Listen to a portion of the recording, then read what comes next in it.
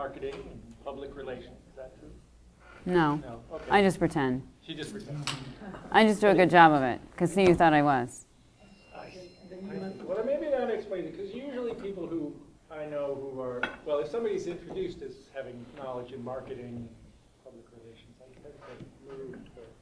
But Sarah is someone who is energetic and has been kind of inspiring to me in those particular domains, because I see that that's something that Misty needs, that kind of energy. And she's put it particularly up on CUVolunteer, and she's been really good at mustering the resources and the people like Michael and Beth and others, Alex King and Pradeep Khanna, to make it happen. So we're really glad you could come and share it with us. So. Sure. Well, I'm just a really good con woman, I guess. But so I don't know how many of you are familiar with CUVolunteer.org. Do you want to raise your hands if you are? Well, you know about it? Okay. But basically what I thought I would do today, I guess, is kind of tell the story, which won't take all that long, I promise.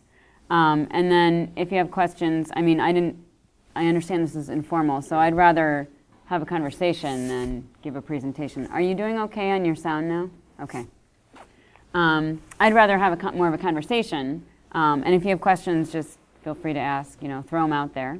But so CUVolunteer is a site that links local nonprofit organizations with people in the community who are interested in volunteering.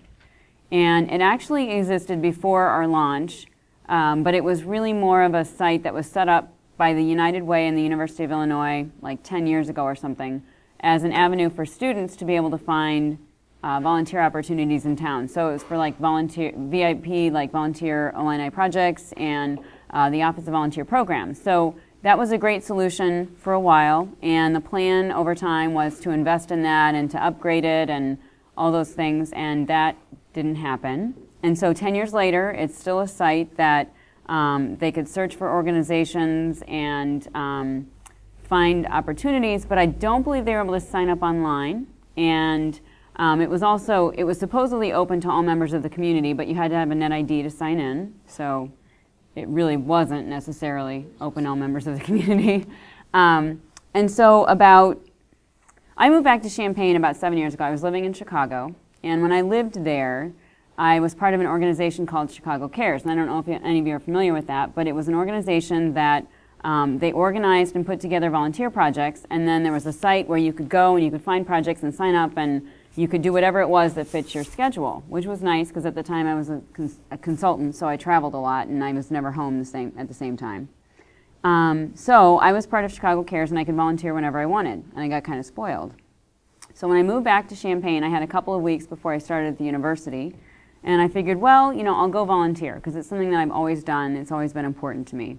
And I tried calling several agencies. I'd leave voicemails. No one would get back to me. I mean, don't get me wrong. I understand they're busy, so I wasn't like mad at them. But I was frustrated because it was 2 whole weeks. I never did get a chance to volunteer during that entire 2 weeks because I wasn't able to hear back from anyone in time and that sort of thing. And I was like, this is kind of silly because I want to volunteer time, and I'm sure there's organizations out there that desperately need volunteers, and yet I can't figure out what to do with my time. So then, of course, I started work, things got busy, and I forgot about it, and probably didn't volunteer very much. And so a couple years later, this was still nagging at me. It was really bothering me in the back of my head, because I was like, it is too easy to not volunteer, especially if it's hard, so we need to make it easier so that so that maybe some people who would otherwise volunteer can volunteer. So I talked to a couple of friends of mine. They were both at the time involved with an organization called Do Good Consulting. One of them is the president of that.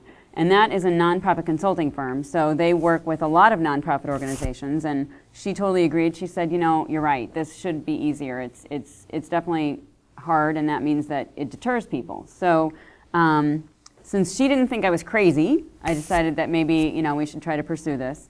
And then I talked with someone at the United Way. And the United Way, of course, tries to do this to some extent because they work with a lot of agencies. But really what they were typically doing was posting things just on their website that said, hey, this organization could use help. Call this number. which again, it puts you in that circle where you leave a voicemail and these people are busy and maybe they get back to you and maybe they don't, or you know, maybe they leave you a voicemail that says, hey, you need to go through training, blah, blah, blah, and you're like, oh, I don't know if it's worth it. So then you don't. But anyway, so they were on board. They were excited about it, thought it was a great idea. And so then it was like, okay, well, how am I going to do this? Because I am not a computer programmer. So I then talked to a professor in computer science who has a senior design class. And I was like, is there any chance you think some students would be interested in working on a site? This is kind of for me in the United Way. And he said, you know, actually, I think that could be really good. They usually do one pro bono project a semester, and he said this can be it. So we had 4 students signed up for this, and they were all really excited about it. It was something that they actually, you know, they were really excited to be able to do something that would make a real difference for the community. And so they started putting together a plan, and this is a year-long senior design course. So they spent a year putting together ideas and then creating a website and writing code and all this sort of thing. So when they were done, it wasn't quite ready to go, but it was very close. It was a functioning website. They'd taken into account a lot of ideas and that sort of thing. And then they kind of gave it to me and they're like, okay, here you go. And I'm like, okay. So, I mean, you have the basics, right? And that's good. But yet, I still, as I said, I'm not a computer programmer. And now we're at the point where I have no clue what's going on because, you know, there's a lot of code in there and I don't know what any of it means. So, so I had a good friend who was between jobs at the time. And I was like, well, isn't this interesting? Because he happened to be the mentor for the students during the year. I'd already roped him into this one time. So I called him up and I was like, well, first I talked to George, and George was okay with it. So I called him up and I was like, so I know that you're job seeking. Is there any chance that in the meantime you'd be interested in a 20-hour-a-week gig where we'd pay you much less than you're worth and you'd get to work on something that would benefit the community? And he was, of course, familiar with it because he'd been working with the students. And he said, you know what, actually, that sounds like you could work really well because, you know, I am looking for a job. I could help to pay some bills, blah, blah, blah, in the meantime. So he was on board. And so we got him for about, I don't know, 8 to 10 weeks probably. I don't know, something like that, maybe 12. But he basically finished off the site making sure that it really worked. And that when you go and you do things, it does what you expect them, you know, what people expect it to do and that sort of thing. So he did that over the summer. Now, in the meantime, of course, I forgot to mention how Misty got involved in all of this. But I had mentioned in around April, very early April, I was looking for a place to host this because I wasn't really sure where that was going to happen. And the United Way wasn't really an option. And originally, the predecessor website was hosted by Office of Volunteer Programs. But they really, you know, when the union does something, which, you know, I'm a marketing person, so I'm not totally against this, they want to brand it with the union. And my concern with that is that the whole point of redoing this thing was that we wanted to get the whole community involved. And if it looks like the union and it looks like the U of I, that's not real inclusive of people outside of the U of I.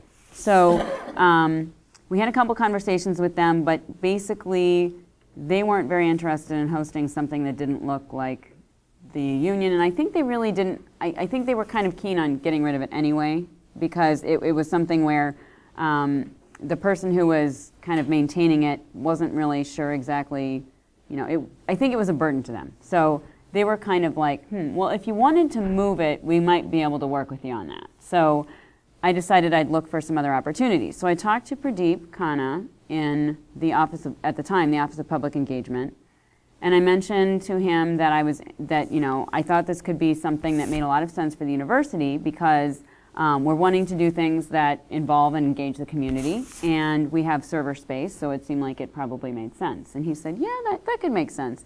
Let me talk to my friend George.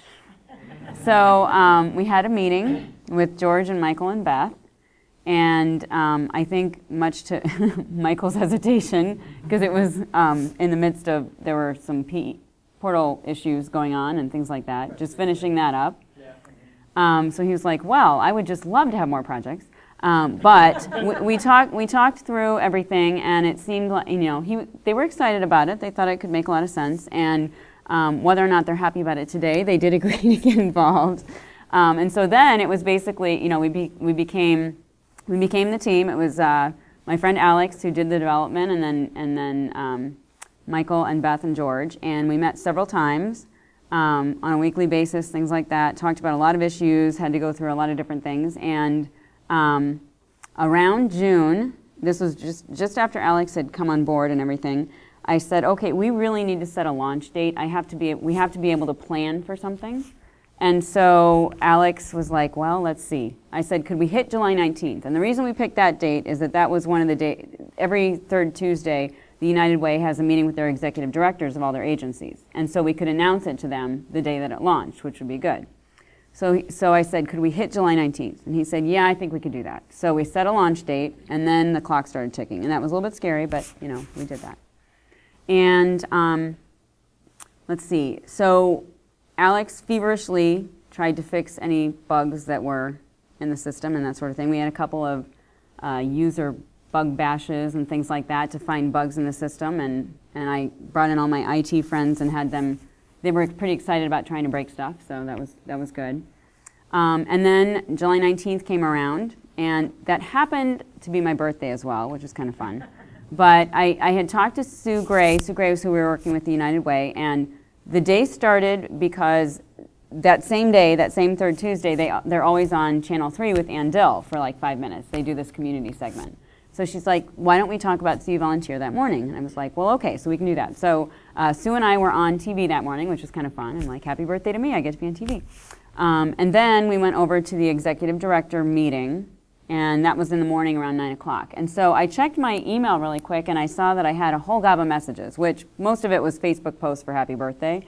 And then about half of them were talking about, hey, great article in the paper. I had talked to someone the day before who I knew was going to be doing an article, and she said that she really did want to get it in the day that it launched because it was, you know, shaping out to be a pretty slow news day. And it was like, okay, great.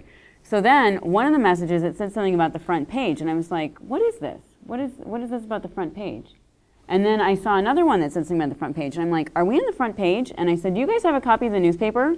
And so they brought one up, and here we were on the very front page of the newspaper, which was very exciting. There was a picture of Alex and Michael and me, and Beth, who declined to be in the picture. It's on the bulletin board, and you go inside the downstairs MSTE, you can still see it. It was actually pretty exciting. And, you know, even though, I mean, you know, I used to live in Chicago, so everybody knows Chicago Tribune. I'm sure the News Gazette is not, you know, that big of a deal, but you'd be surprised how many people let you know that you're in the paper, particularly on the front page. So that was cool. It was very nice. And then I had to laugh because later that day, that afternoon, I got a phone call from Channel 3 that they wanted to come in and interview me for the 6 o'clock news that evening. And so I said, okay. And then, so I did that on the 6 o'clock news. When I got home, there was a message on my answering machine from a radio station that wanted to talk to me. So it was the funniest birthday ever. I felt like a celebrity that day. It was really funny. But the good news was we got very good feedback from executive directors at the meeting. They were really excited about it. They asked a lot of questions. You know, they seemed like they were engaged and they were going to use it. Several of them signed up on their mobile phones right there at the meeting, which to me was successful. That was very good. So that part was really cool. I neglected to mention that I'd also decided we should probably have a launch party. And I convinced George and Michael and Beth that that was a good idea. So we had set that for July 28th, and so we had about a week where we could get as many organizations as possible registered so that when volunteers started registering, they saw a lot of opportunities and things out there. So we had the party on July 28th, and I had invited 4 people to come and speak. Pradeep came from the U of I. Don Gerard spoke. He's the new mayor of Champaign. Well, new, I don't know that he's new anymore, but he was relatively new at the time. And then Busey Bank had been a great partner the whole time because they were they're very interested in encouraging employees to volunteer. So they really embraced this concept, and so they'd been a partner all along. And they also had a woman speak at the lunch party, and then Lynn Jones, who's the CEO of the United Way, spoke as well. And I have to admit, at 5:30, I was kind of panicked because they were supposed to start speaking at 5:30, and 2 of them weren't there yet. But they managed to show up, and we had everybody there, and they kept to speaking points, and they didn't talk forever, so it was quite a success. And we had Boltini agreed to cater it, which was great. It was downtown at M2, and it was a lot of fun. And Barb was instrumental in helping us make sure that all those things happened, so that was really good too. But anyway, we had about 150 people at the launch party, which I was thrilled about, so I thought that was great.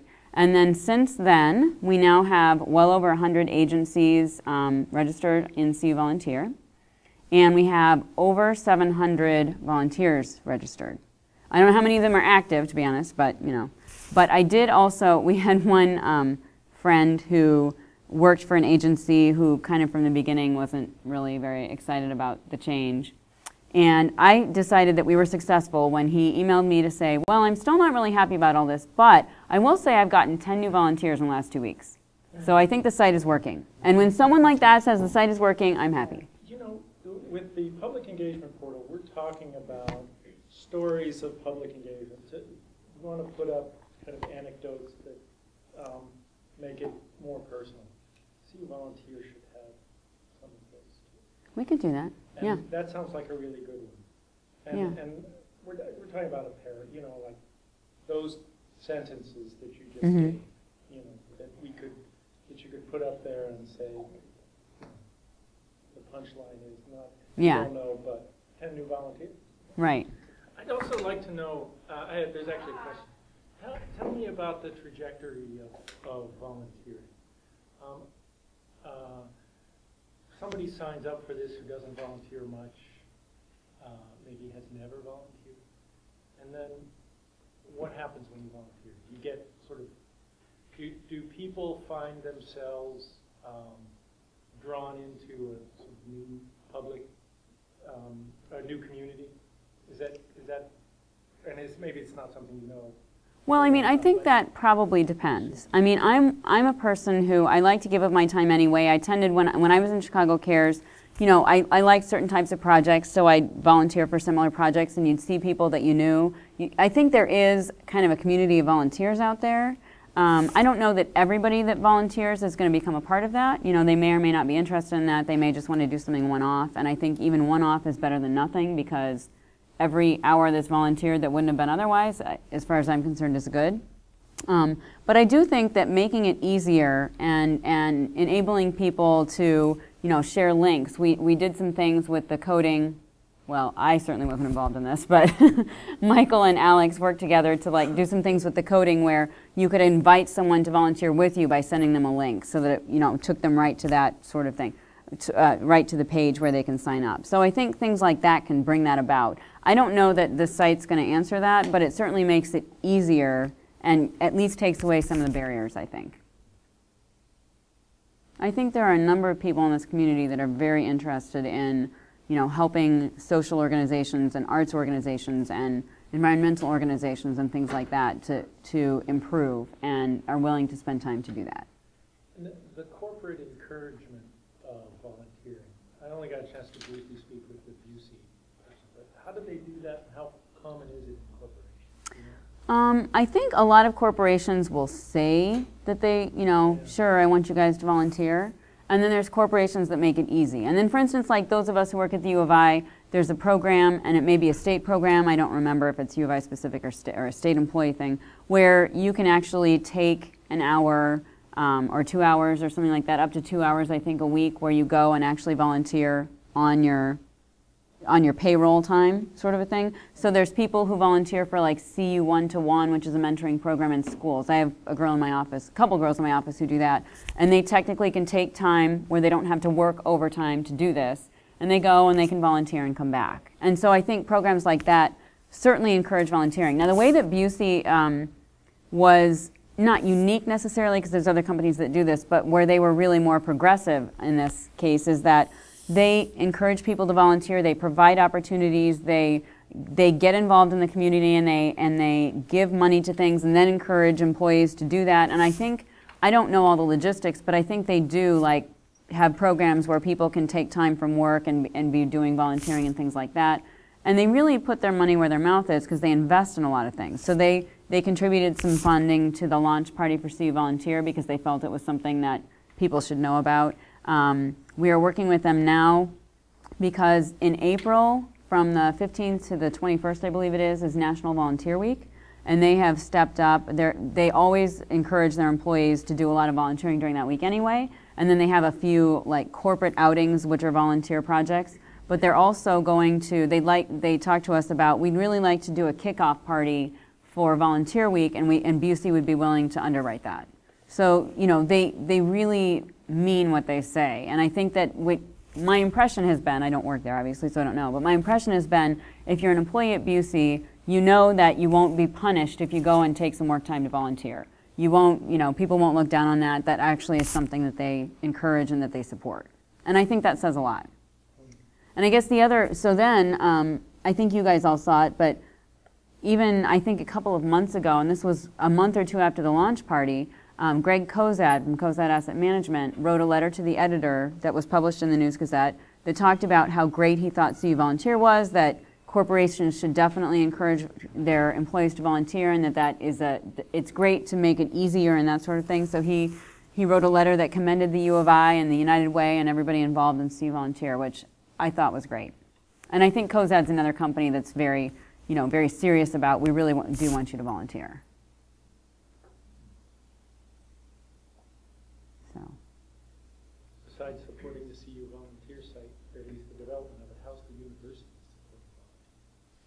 supporting it? One thing that the university is definitely doing is, because I'm involved in this too, is we're really working on, there's a lot of faculty members that are interested in starting service learning courses, and there's certainly no lack of interest from students. I think that the students that I talk to, I'm in engineering, but I know a lot of students who are very interested in making the world a better place and doing things that benefit the community, that is something that they're genuinely interested in. And so I think service learning courses are great opportunities because they get a chance to learn and develop skills and help the community all at the same time.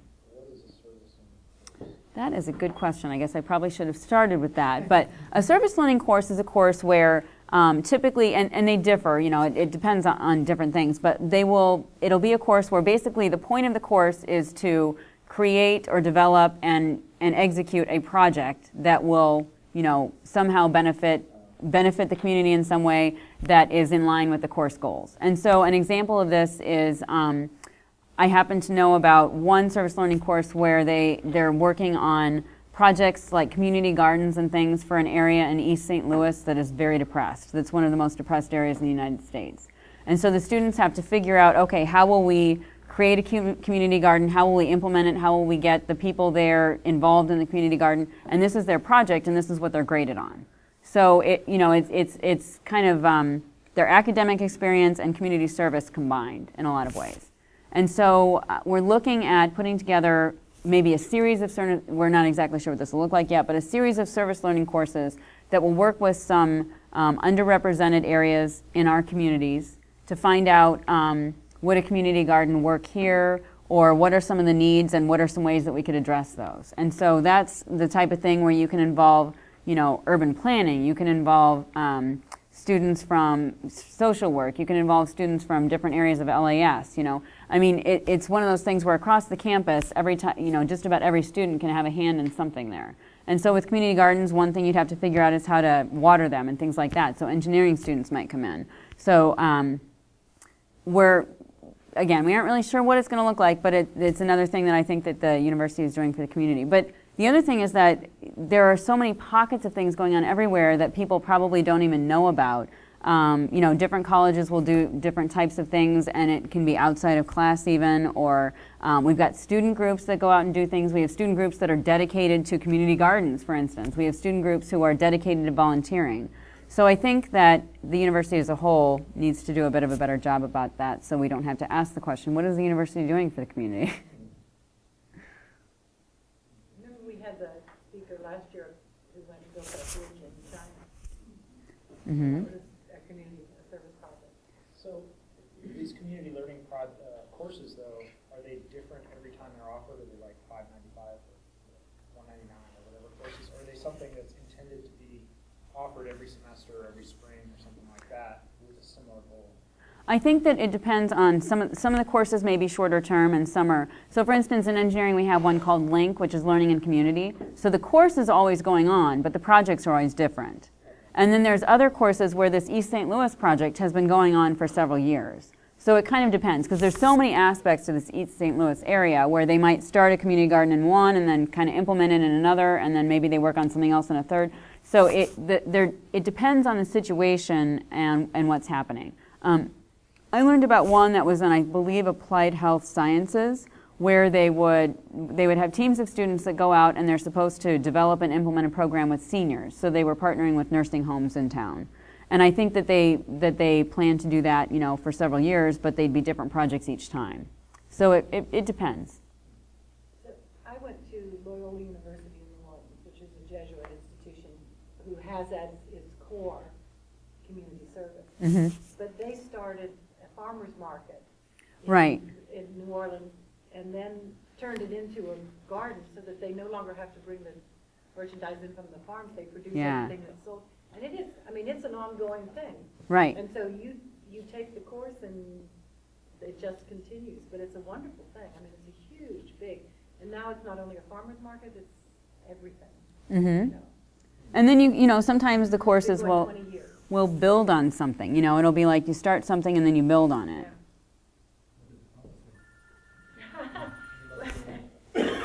Well, that's a good, the reason that they actually built the farms is because there weren't actually any farmers to buy, so they found out that they were actually buying produce that was going to go to a grocery store and bringing it to the farmer's market to sell it, and they thought, well, that's kind of defeating the purpose. Yeah. We need to actually have people growing their own vegetables and stuff. So it was a learning process, but I really appreciated that about the university. Mm-hmm. And you were expected to volunteer. Well, and the other part of your graduation requirement. The other thing that was interesting is that after CUVolunteer happened in the articles in the paper and people kind of learned about it and things like that, I had a number of people say something like, it's really neat to see that the university is actually doing something for the community. And I'm thinking, oh my God, this is terrible. This is a PR nightmare. But there's so many things that, you know, that even students, enterprising students will do on their own for the community. And I just don't think, I think we could do a better job of promoting that. Well, and I used to teach in the academy at Central, and we had CU volunteers come in every afternoon. I mean, whenever the kids wanted a tutor, we just called and somebody would come, and so every afternoon there would be like a van load of kids who would come in. And so I've known about that. That was in '94. So.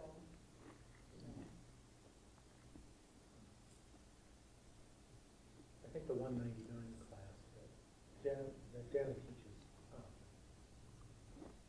there's tutoring, but they're in their Dana school. Right.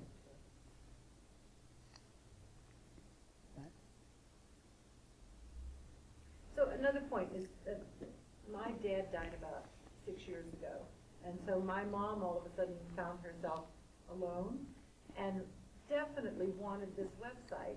She lives in Grand Rapids, Michigan, and there was no such thing. And I was sitting here thinking, if we had been able to find this site for my mom, it would have made those transition years so much better. I actually just went to Ollie earlier this week to talk to them, just, you know, and I know a lot of them already volunteer, but if there's any that don't, or if they're looking for a new opportunity, I figured that was a way to do that. So. And so how are you advertising the website? Well, we are trying to, you know, we're continual outreach, first of all. The United Way has certainly been helpful because they talk with their agencies all the time. Right now, you can see up there the MTD logo. The United Way is about to launch a campaign for readers, tutors, and mentors. It's a national United Way campaign, and the local office is participating in that. So during National Education Week, which is the 13th to the 19th of November, they are encouraging people to start volunteering as a reader, tutor, or mentor. And I believe the goal is like 5,000 over 3 years here in town. I think for the National United Way, it's 1 million over the next 3 years that they want new readers, tutors, and mentors. So we're working with United Way. We have a bus ad that is on a bus somewhere in town. I haven't seen it yet, but hopefully it's out there. That's just encouraging people to go to CUVolunteer.org and to volunteer as a reader, tutor, or mentor. So that's one thing we're doing. And then in April, I mentioned National Volunteer Week. We're going to work with the United Way in Busey again to make sure we'll have another bus ad, or a couple of them this time, I think in April. We'll do a kickoff party. We're working with some of the Interact groups in the high schools who already do some projects during those weeks as well, and just encouraging people to volunteer. So just having some reasons to remind people, I think, can be helpful. We actually don't have posters. We have business cards, and I meant to bring them, and I left the office and got here and realized I didn't bring them. I was thinking we have a couple of places in the map where there's actually like outside the undergrad office, outside the main office, where there's there's a poster wall full of sort of stuff going on, like there's stuff for the math club and you know the this is, especially the reader, tutor, mentor thing, that would be an appropriate thing to put up there to encourage math students to go and volunteer for that. Posters is one we didn't do, but we should. Yeah, posters. How long do they stay up? If it's one of the departmental bulletin boards, it's just up. It's just there. There are bulletin boards throughout the building that are sort of anything goes. People pull stuff down and put their own stuff up and stuff. But there are several that are outside of office. Well, you're supposed to have a stamp on it. There's You're the one supposed that's right to, but it outside of never our does. office. Well, but George Francis Well, has taken George- over the board outside our office. Okay, It some doesn't have a of stamp on it, them, he takes it down. some of them have overzealous faculty members. If it has a stamp on it, he leaves it up there. I'm not seeing a link to Facebook. Do you have a Facebook page? Yeah. Is it at the bottom or something? Maybe? The link to the Facebook? It's on some of, I know it's on some of the pages because we did that. Do you remember? I remember. No, we have it somewhere. I know we do. I know we did it. We should probably have it on the front page. Facebook page, and I thought it was just. I thought it was I think two. it's midway down on the main page. I would really like No, to see I guess posters not. that Having a somewhat regular post on the Facebook page and growing the like community. Yeah, we need to work on that. That's been something that I haven't gotten The to portal's yet. But working on that too, and, I don't. Oh, what did I miss? The Facebook share. Oh, We're looking at the okay. share. There's a Facebook share link. oh, where's that? Okay. Uh, Oh, yeah. Maybe we should have it the Facebook on the front page. I can talk to Alex about it. I'm going to see him this You weekend. should like us on Click the little Facebook Facebook kind of thing. icon, Yeah, Twitter probably. yeah. Do you have any idea how many of the new volunteers come from, say, word of mouth from other volunteers or from some of the advertising resources? I think it's mostly probably word of mouth. Yeah, because do you expect that at some point there'll be this critical mass and an explosion of volunteers once it reaches people? I'd love to think so. I don't know. We need to work toward that, though, I think. And that's, the Facebook could be part of that. Because we do have a page. We did a good job with the page at the beginning, and then, you know, things get busy and you don't update as much as you should. And What is that afternoon meetings? Because I've been wondering about that for the last half hour. Afternoon feed. Is this students being fed or? Horses. Oh, okay. So if you like horses, you can go and feed some horses. So And for then, the, so, does it say where it is? it's in Dewey. In Dewey, okay. By appointment only. The horses are well-known, so. One thing I noticed on that list on the right, on the homepage, is if you do click on it, it doesn't tell you where to call or where to go or anything. It just describes. Yeah, that's just the hover. And then when you click on it, it does. If you go, because if you click on one, it'll give you the information on the side. so for organizations that try and sign up for this, do you require that they provide certain amount of information that you can sort of put on the website that most volunteers would like to see there right away? They have to fill out a profile, and so that information is available to volunteers. And is there anything that the people who volunteer say they would like to see more of or less of, or in terms of the information provided? For example, maybe is there training required, or like training resources or pictures from the volunteer side that sort of give you an idea of what might happen? Because, you know, if I was going to go there and I was just thinking, you know, if I could see some pictures of what actually goes on, that might make it, yeah, it might make it much more likely I would sort of say, oh yeah, this does something, let me go and try and volunteer. Well, pictures is one thing that we don't have that we could think about. The only issue we might run into is a lot of times the people that are posting the opportunities are going to have very limited time, and so we're trying to make it as streamlined as possible. It does ask for every opportunity whether training is required and where it is and what it involves and can children be there and things like that. So each one of those has that type of information.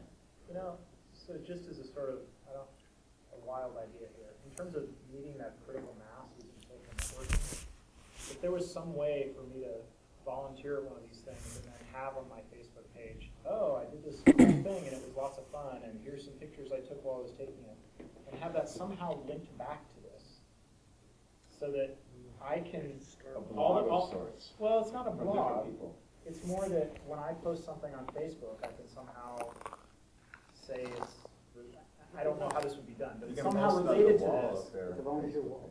Yeah, it's Yeah. like a volunteer wall where people that go to this can say, oh, these other people Well, all if did these CU cool Volunteer things. has a Facebook page, then they will have a wall. Right. You can post it there.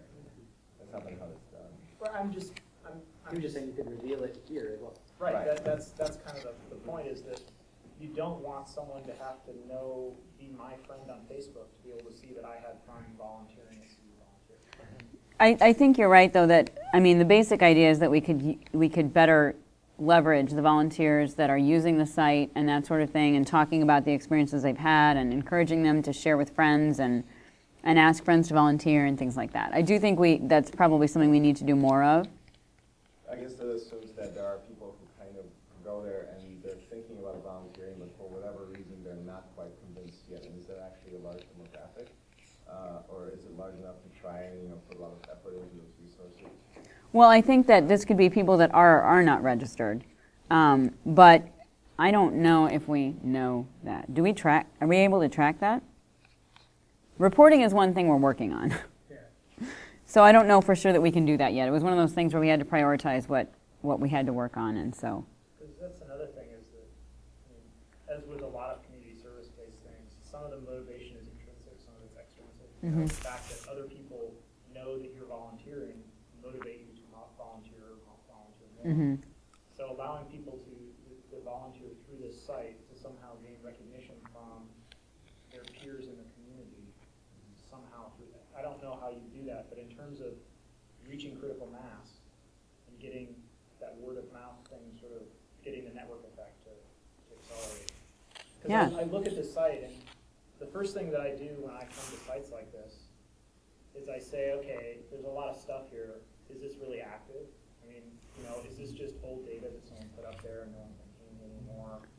Is I like anybody the else fact that doing it said this? today and tomorrow on there. Yes. That led me That to believe helps. that this is an active Yes. site. I really like Absolutely. that.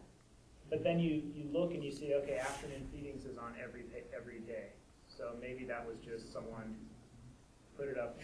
I'm just saying, because you go to these calendar sites, look at our calendar, okay, and the last event is from 2009.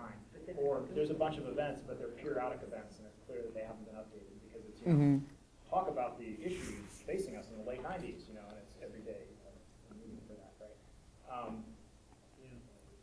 Some way of somehow providing that feedback loop to say, hey, here's what volunteers did last week, somehow, and have that. I don't know how you sort of harvest that Going somehow. with the Facebook idea is we could provide links and make suggestions to people to go post on our Facebook wall and say, hey, upload some pictures, show what you've done, talk about what you did, and we could have that feed show up on the site. And it could be something where, ideally, if a lot of people actually go and do it. Right, so if there's people always knew something that fresh. by posting on the wall for CUVolunteer, that somehow their posts get on this site. I mean, closing that loop could have that reinforcing effect. And I mean, it's a wild idea, if you had a Facebook app, and I know this is kind of crazy, I'm crazy, where people could say, I see you volunteered, and somehow that takes the stuff that they put up there and feeds it back into the site. I don't know. I'm thinking about the use of pictures, if they could be sometimes that if you go out somewhere and you take pictures of people, suddenly There are always concerns like that, Yeah. but, I'm just trying to think, as someone, I volunteer, but it's always related to, or in the past, it's been related to something related to my kids, right? At their school, or at cross-country meets, or, something like that. If I went to a site like this, I would be more likely to get involved if I saw happy pictures of people doing some of the things that are on that list. Right. Someone, feeding a horse and going, happy, and if the date on it was 4 days ago. I'm going to say, oh, that's cool, this is active. That looks like a lot of fun. I'm going to do it. So if I go and I see a picture of him, I'm not going to go. Yeah, I mean, they have to determine that. I'll go to a different event. You want to spread the map. Yeah, right. Yeah, too much math in one place and get like alcohol. Are you both from the math department, I take it? So who's maintaining the site actually? We have shifts and things that line. We are. Misty Yeah, and Alex is still involved. He's volunteering his time now. Volunteering is- Yeah. And if anyone would like to volunteer to help us with the site, we'd certainly be willing to take your time. But Great ideas, though. Yeah, on the bottom of every page, we have a feedback link. So we get quite a bit of feedback. It's just a Google form. So it goes into a spreadsheet. Sarah checks it daily, I think. No, I don't. I try to check it weekly. Tell us your volunteering experience. How do we make that easy? You want to do it through something like Facebook, though. Mhm. Because they're more likely to do it if they also can tell all their friends. Right. I think that's where Facebook has an advantage. There's an advantage for something. At this point, the vast majority of people have Facebook and share information in that way, and they like to throw things up. I mean, I may be talking about a certain demographic. It may be that people over 60 or 70 really don't do that yet, but it seems to that even those demographics are rising. It's amazing how many people, mothers and grandmothers, are now on Facebook. So, But I volunteer. yeah. So I mean, Well, I was it going to say, wouldn't yeah, cover there's a everybody, certain but demographic I think a lot of that people would. really protects their privacy. You know, so I mean, I will never be anywhere near any of that. But you probably wouldn't post information on here anyway then. I mean, you wouldn't share your feedback through this either, right? I would do, I mean, would if you're send an trying to protect email. your privacy, Yeah, but but you I wouldn't would, want it to show up on the site. I mean, if you wouldn't really- want my address to show up, no. I wouldn't mind my comment. Like, I do comment on certain sites, but I'm not, it's not Needs to known be who I fairly am anonymous. in a sense. Right, anonymous. Yeah. Some of the coolest kind of uses of Facebook that I've seen, it kind of reminds me of something that might happen here, is when the Joplin tornado struck. You know, the HBCA went out and they set up with their animal shelters in the area, a lot of temporary animal shelters, and they had a Facebook page going for it. You know, here are the pictures of the animals we have so far. If this is one of yours, come by and get it. And their wall was just active, and people from all over the world were commenting. They got thousands of dollars in donations just for people going to the page and seeing that their friends are liking it and stuff like that. It was actually really amazing. A lot of animals found their owners back through that particular event. So I could see myself, you know, scrolling through my feed and seeing that a bunch of my friends liked someone's volunteer post, and I might get interested in it and ask right there, you know, oh, so is this going to happen again? And then whoever volunteers can be like, sure, it's at this time. It leaves a lot of opportunity for that kind of social activity.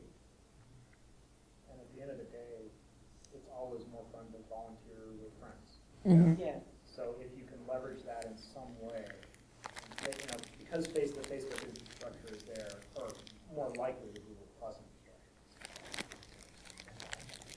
But anyway, so the Facebook infrastructure is there, and leverage the fact that people have already put who their friends are on Facebook, and that they already get notifications for Facebook, and that they are already comfortable putting pictures from their phone up on Facebook. And if there's some way to leverage that, I mean, personally, I would be more likely to volunteer if two of my friends, whenever they volunteered, there was a notification on their wall, not on the wall for this place, but on their wall, placed on their wall, and somehow, I don't know how you do that. But, And the cool thing is it's very self-sustainable, right? It's not like there's a very large overhead. I mean, there's in terms of programming, but otherwise it's just, you know, people, if they have the option, oftentimes they take it because they want to share the experience, right?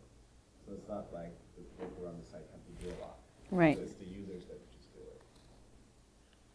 I wonder if you had a CUVolunteer app, there would be a way to create a iVolunteer thing on that. It would somehow link back to the opportunity.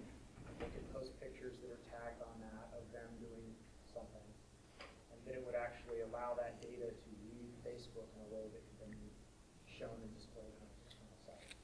Because you don't want to have people have to log into Facebook to look at your site and see You this. can do Facebook. You can even do Facebook login on the page where you put the login button if you're logged in, allowing it to your account.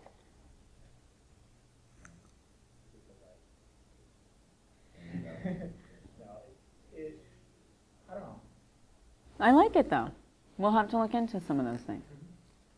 So you would be the contact if we actually found there was something behind these boards, and maybe looking into. If you want to volunteer, you just let me know. I can put you to work. All right. I can definitely put you to work. See, if he was Especially going to do it, then volunteering I'd be more on likely to reply to my Right. friend.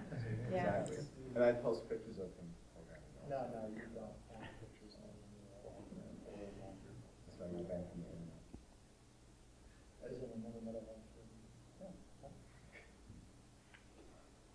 Are there any other competing websites that are sort of have a similar goal? But Yeah, and what's your competitive advantage? I mean, where's your market Not position? actually Well, I mean, there are volunteers. With our rootless capitalist volunteer. I don't think there's anything else for the local community Okay. that I know of. I mean, we weren't trying to compete and win business. We were trying to solve By- a problem. I guess, yeah, by compete, I mean, if someone arrives in the community and says, I'd like to volunteer, you know, they might go to the Craigslist volunteer section.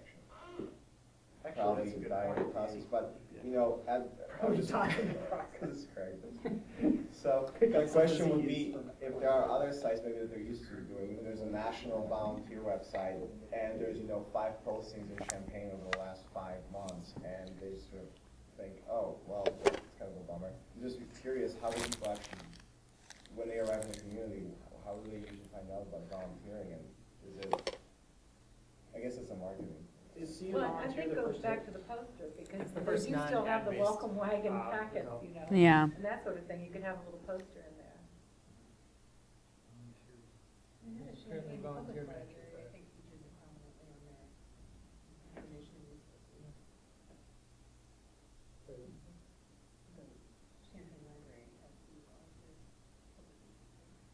And in fact, for their volunteers too, if you would volunteer at the library. Neat, that's awesome. Well, and I think too, the other place that I had intended to get in touch, which I haven't yet, is like the Visitors Bureau and the Chamber of Commerce, just because people might go to those places as well and make sure that they know about it. But Could you put kiosks up in some of these places that have the CUVolunteer website up? I love the hands, I do think the hands are nice. I like the hand. Yeah, we had a volunteer graphic designer who came up with that, but I liked it a lot. I do, I like it. So, as for the kiosk, I guess I'll have to try to find a volunteer kiosk constructor. We need a kind of kiosk interface, and we could use a touch screen. But the kiosk interface would have to be one where you can't really leave. You can't use it to check your email. You know. The library has some. Yeah. You can do all of that with Windows. With Windows. Policies, Yeah. There's an app called Holler that is proximity linked, but also associated with groups. So if you like your site does, that you express your interests and your skills, or in case this your interests, and then other people who share your interest in this proximal area, then are automatically in a group. And if you say, I want to play basketball tonight, whoever's in your proximal area has the opportunity to sort of see that. Yeah. Is this holler like yell out? There's some new opportunities with these technologies to connect people and know about things. Thank you so much. Yeah, it was fun. Thank you. I appreciate it. It was fun. It was